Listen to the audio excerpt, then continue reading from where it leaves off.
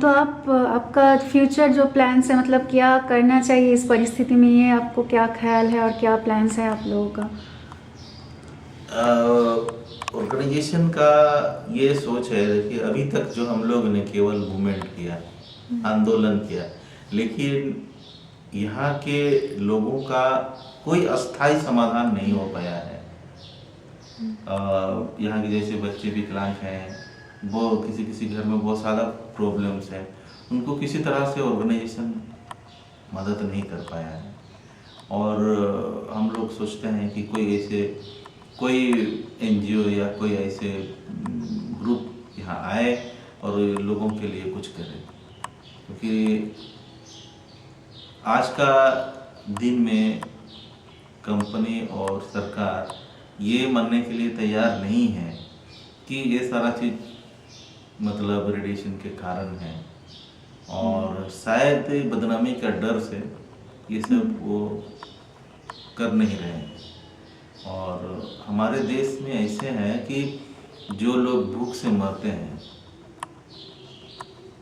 सारे मीडिया और सारे लोग बोल रहे हैं, मैंने इलेक्ट्रॉनिक्स मीडिया, प्रिंट मीडिया, सारे मीडिया बोल रहे हैं कि ये किसान भूख से मरा है, लेकिन वहीं कोई सरकारी डॉक्टर चले जाएंगे और बताएंगे नहीं, ये हार्ट अटैक से मरी है। तो एक बदनामी होगा, बदनामी के डर से सही चीज़ सामने नहीं आता है। तो क्या हमारे यहाँ इस तरह का जो लोग रेडिएशन से मरते हैं, सरकार का कोई पदाधिकारी या सरकार का कोई डॉक्टर या कोई साइंटिस्ट इस बात को कभी नहीं बोलेंगे कि ये रेडिएशन से ये समस्या हुई है या लोग मर रहे हैं। इस बात को, बदनामी के डर से इस बात को छुपाने का प्रयास किया गया है अभी तक, जो कि उसको बोलना चाहिए। तो बाहर के और कोई ग्रुप आए थे, मतलब हेल्थ कैंप वगैरह करने के लिए? नहीं, बाहर से तो अभी तक नहीं आए हैं, लेकिन मतलब उन्होंने कुछ, मतलब ये आईडीपीटी सर्वे के अलावा और कोई चेकअप्स वगैरह हुआ है जहाँ पे दिखा है कि काफ़ी हेल्थ प्रॉब्लम्स है? हमारे ऑर्गेनाइजेशन के जानकारी में तो नहीं है। बट वो जो श्रमजीवी उन लोगों ने आए थे ना? नहीं, हम लोग का जानकारी वो कलकत्ता से जो आए थे टीम, कलकत्ता पुण्यव्रत गुंज, वो लोग। हाँ, ये उन लोगों ने किया है। हाँ। तो अपना तरीके से किया है। पर उन लोगों ने क्या देखा?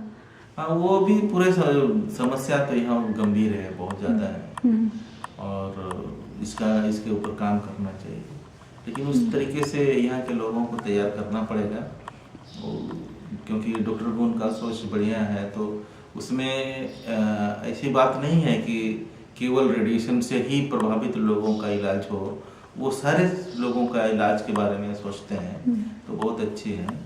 तो वो अच्छा काम के लिए वो बोल रहे थे। इधर हेल्थ फैसिलिटी वगैरह कैसा है? हेल्थ फैसिलिटी एकदम बिल्कुल नहीं है। मतलब यहाँ एक यूसीएल हॉस्पिटल है जो कि यहाँ के मजदूरों को के लिए ही है, और यहाँ के जो किसान हैं या गरीब जनता है उसके लिए बिल्कुल नहीं है। और सरकारी हॉस्पिटल के लिए आपको यहाँ से 25-30 किलोमीटर जमशेदपुर जाना पड़ेगा या घाटशिला जाना पड़ेगा, या तो यहाँ से पोटका आपको जाना पड़ेगा।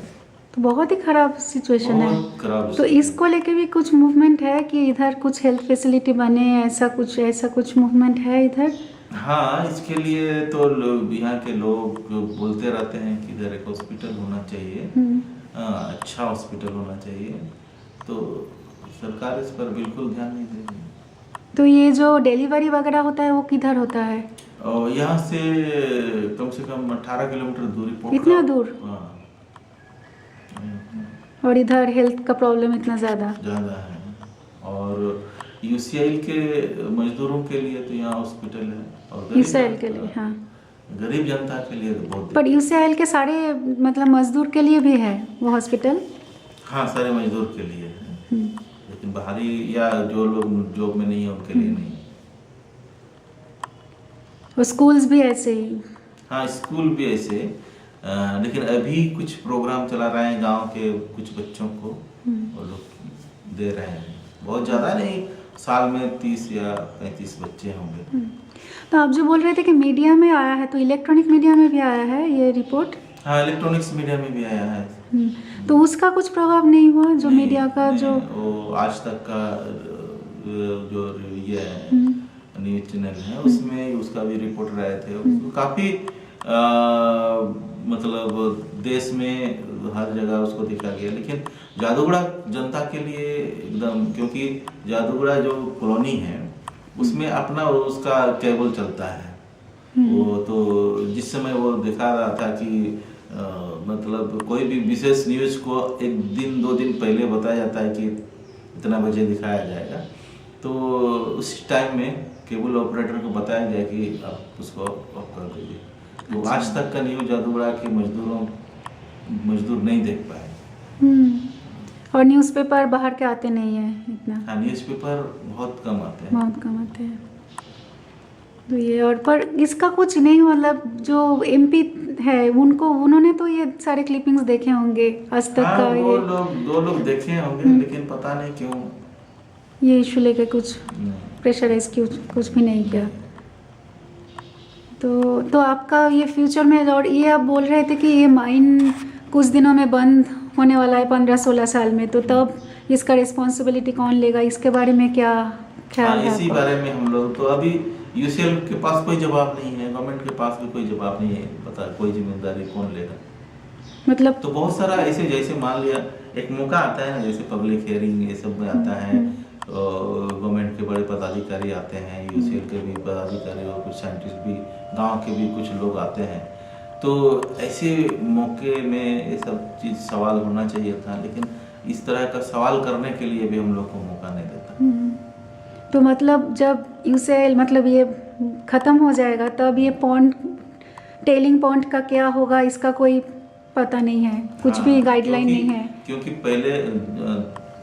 पहला जो माने फर्स्ट टेलिंग पॉन्ड और सेकंड टेलिंग पॉन्ड जो जिस टेक्नोलॉजी से बनाया गया, अभी तो बहुत एडवांस टेक्नोलॉजी है, उसको बनाने का जो प्रक्रिया है वो जैसे थर्ड टेलिंग पॉन्ड को बनाया गया है, वो कभी भी शायद टूटने वाला नहीं है।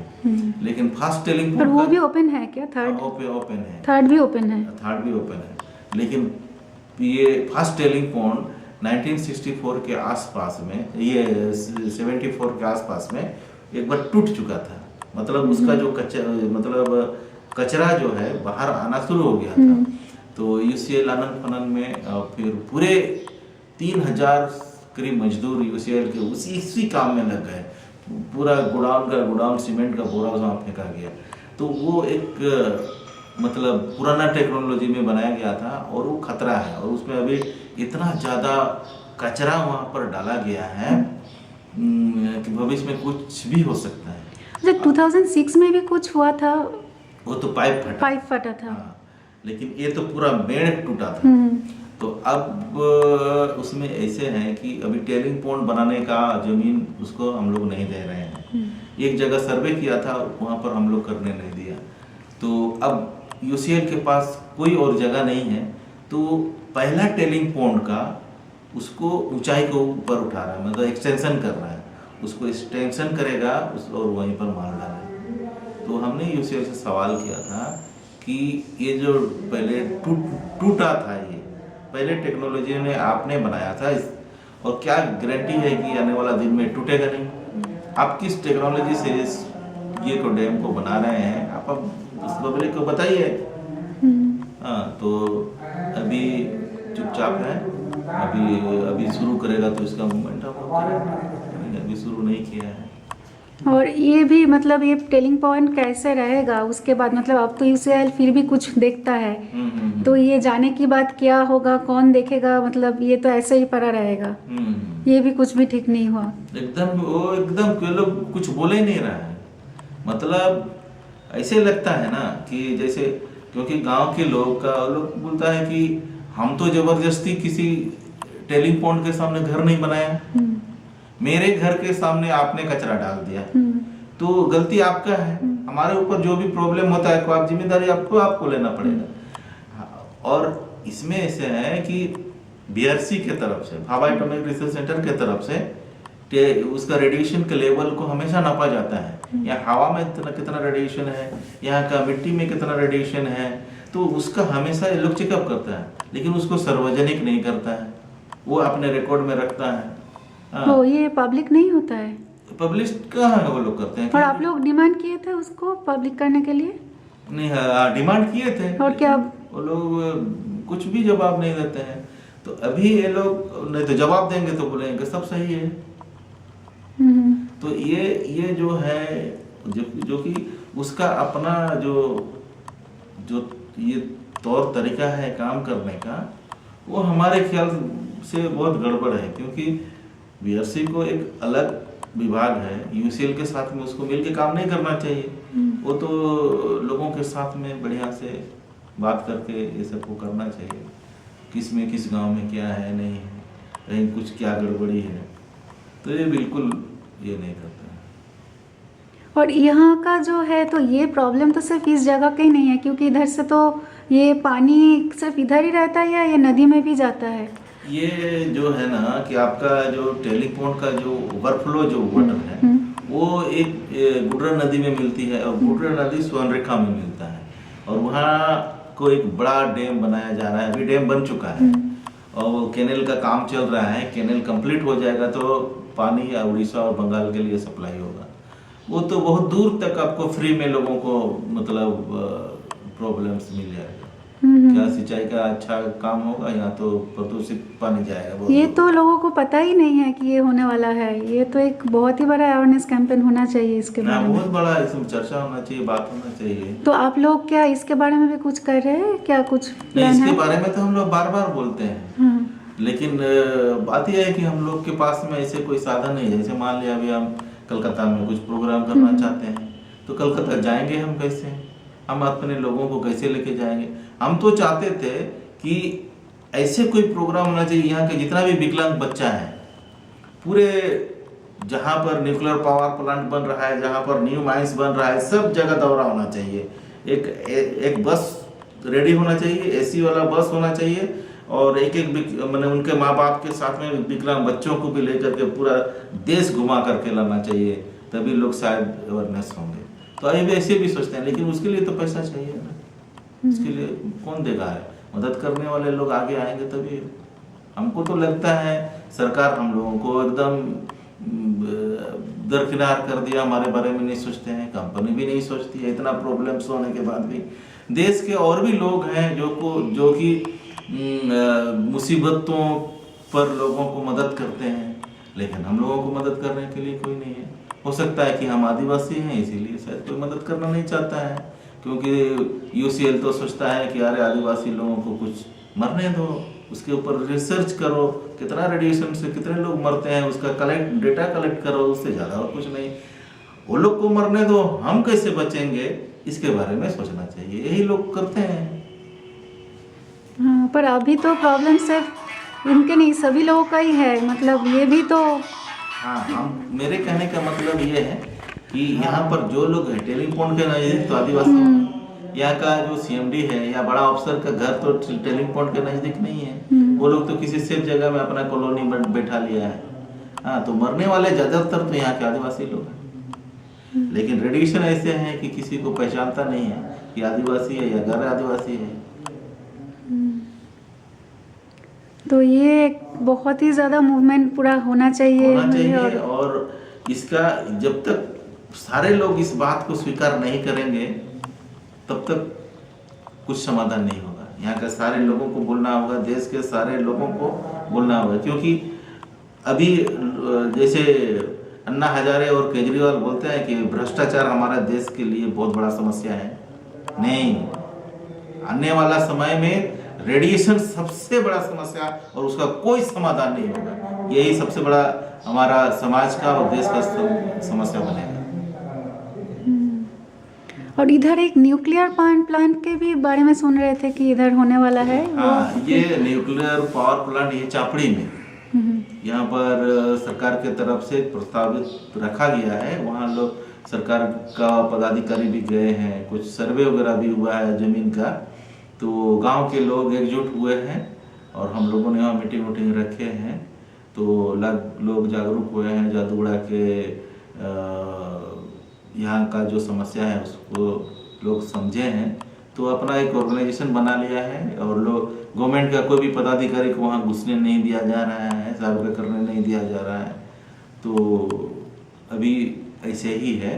तो हो सकता है कि आने वाला दिन में ज़बरदस्ती अगर सरकार उस प्रोजेक्ट को आगे बढ़ाएगा तो वहाँ बड़ा आंदोलन करना पड़ेगा। और वो आंदोलन इस आंदोलन के साथ जुड़ जोड़ करके, क्योंकि जोर के साथ ही वो ऑर्गेनाइजेशन है, वो लोग सपोर्ट कर रहे हैं, और जोर को भी सपोर्ट कर रहे हैं, जोर भी उन लोगों को सपोर्ट कर रहे हैं। ठीक है, धन्यवाद। आप कुछ बोलना चाहेंगे?